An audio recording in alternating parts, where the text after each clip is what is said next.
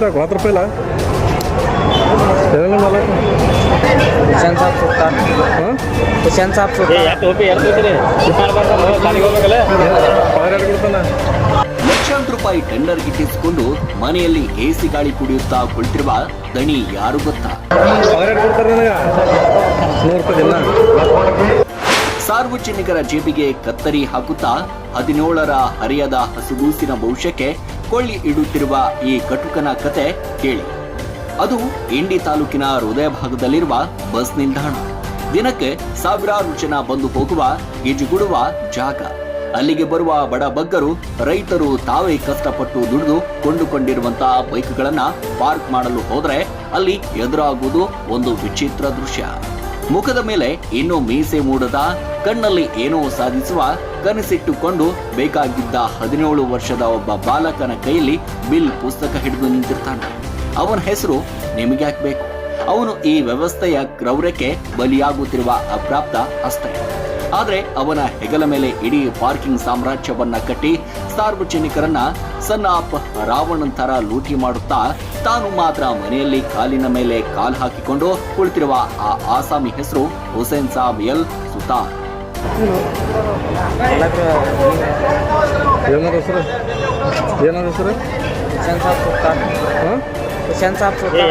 ಹೌದು, ಇದೇ ಹುಸೇನ್ ಸಾಬ್ ಬಸ್ ನಿಲ್ದಾಣದ ಬೈಕ್ ಪಾರ್ಕಿಂಗ್ ಟೆಂಡರ್ ಪಡೆದ ಮಹಾಶಯ. ಕಾನೂನಿನ ಪ್ರಕಾರ ಟೆಂಡರ್ ಪಡೆಯುವುದು ಅಲ್ಲಿ ನಿಂತು ವ್ಯವಹಾರ ನೋಡಿಕೊಳ್ಳಬೇಕು, ಜನರಿಗೆ ನ್ಯಾಯಯುತ ಸೇವೆ ಕೊಡಬೇಕು. ಆದ್ರೆ ನಮ್ಮ ಹುಸೇನ್ ಸಾಹೇಬ್ರಿಗೆ ತಾವೇ ಖುದ್ದಾಗಿ ಬಂದು ಬಿಸಿಲಿನಲ್ಲಿ ನಿಲ್ಲಲು ಮನ್ಸಿಲ್ಲ. ಅದಕ್ಕೆ ಇವರು ಕಂಡುಕೊಂಡಿದ್ದು ಶಾರ್ಟ್ ಕಟ್ ಹಾದಿ, ಬಾಲ ಕಾರ್ಮಿಕ ಪದ್ಧತಿ. ಆ ಕಡು ಬಡತನದ ಹುಡುಗನಿಗೆ ದಿನಕ್ಕೆ ಬರೀ 100 ರೂಪಾಯಿ ಆಸೆ ತೋರಿಸಿ ದಿನವಿಡೀ ದುಡಿಸಿಕೊಳ್ಳುತ್ತಿದ್ದಾನೆ ಈ ಕ್ರೂರಿ. ಅವ್ರು ಮುಂಜಾನೆ ಇರ್ತಾರ 20 ರೂಪಾಯಿ ಇಲ್ಲ, 10 ರೂಪಾಯಿ ಇದು ನಿಮ್ಮ ಬಿಲ್ ಅವಪ್ಪ. 10 ರೂಪಾಯಿ ಕಂಡ್ರು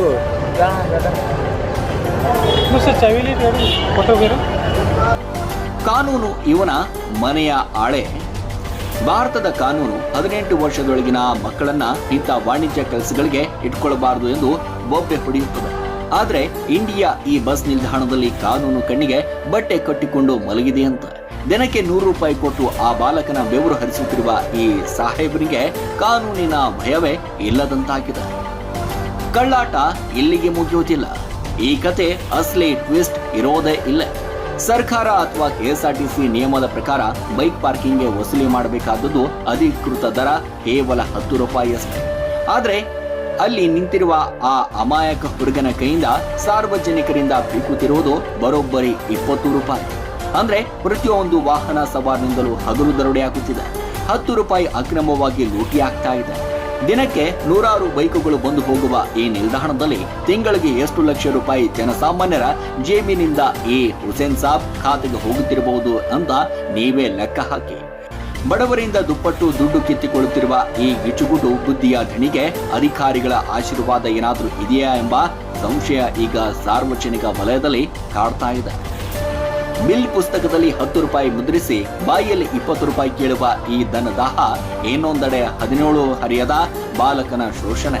ಇವೆರಡೂ ಸೇರಿ ಇಂಡಿ ಬಸ್ ನಿಲ್ದಾಣವನ್ನ ಅಕ್ರಮದ ಅಡ್ಡೆಯನ್ನಾಗಿ ಮಾಡಿವೆ.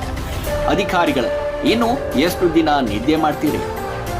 ಕಾರ್ಮಿಕ ಇಲಾಖೆ ಅಧಿಕಾರಿಗಳೇ, ಕೆಎಸ್ಆರ್ಟಿಸಿ ಘಟಕದ ವ್ಯವಸ್ಥಾಪಕರೇ, ನಿಮ್ಮ ಮೂಗಿನ ನೆರಳಕ್ಕೆ ಇಷ್ಟೆಲ್ಲಾ ನಡೀತಾ ಇದ್ರೂ ನೀವು ಕಣ್ಣು ಮುಚ್ಚಿ ಕುಂತಿರುವುದು ಮರ್ಮವೇನು? ಸಾರ್ವಜನಿಕರ ಹಣ ಲೂಟಿ ಆಗುತ್ತಿರುವುದು ನಿಮ್ಮ ಗಮನಕ್ಕೆ ಬಂದಿಲ್ವೇ? ನಿಯಮ ಉಲ್ಲಂಘಿಸಿ ಬಾಲ ಕಾರ್ಮಿಕನನ್ನ ಇಟ್ಟುಕೊಂಡು ಸುಲಿಗೆ ಮಾಡುತ್ತಿರುವ ಈ ಹುಸೇನ್ ಸಾಬ್ ಸುತಾರ್ ಟೆಂಡರ್ ಅನ್ನ ತಕ್ಷಣವೇ ರದ್ದುಗೊಳಿಸಿ. ಅವನನ್ನ ಕಪ್ಪು ಪಟ್ಟಿಗೆ ಸೇರಿಸುವ ಧೈರ್ಯ ನಿಮಗಿದೆಯೇ? ಮಾನ್ಯ ಅಧಿಕಾರಿಗಳೇ, ಆ ಹುಡುಗನ ಕೈಯಲ್ಲಿ ಬಿಲ್ ಪುಸ್ತಕವನ್ನ ಕಿತ್ತುಕೊಂಡು ಅವನಿಗೆ ಸಿಗಬೇಕಾದ ಶಿಕ್ಷಣ ಸಿಗುವಂತೆ ಮಾಡಿ. ಜನಸಾಮಾನ್ಯರ ರಕ್ತ ಹೀರುತ್ತಿರುವ ಈ ಅಕ್ರಮ ಪಾರ್ಕಿಂಗ್ ದಂಧೆಗೆ ತಕ್ಷಣವೇ ಬ್ರೇಕ್ ಹಾಕಿ. ಇಲ್ಲದಿದ್ದರೆ ಜನರೇ ನಿಮ್ಮ ಕಚೇರಿಗೆ ಮುತ್ತಿಗೆ ಹಾಕುವ ದಿನ ದೂರವಿಲ್ಲ.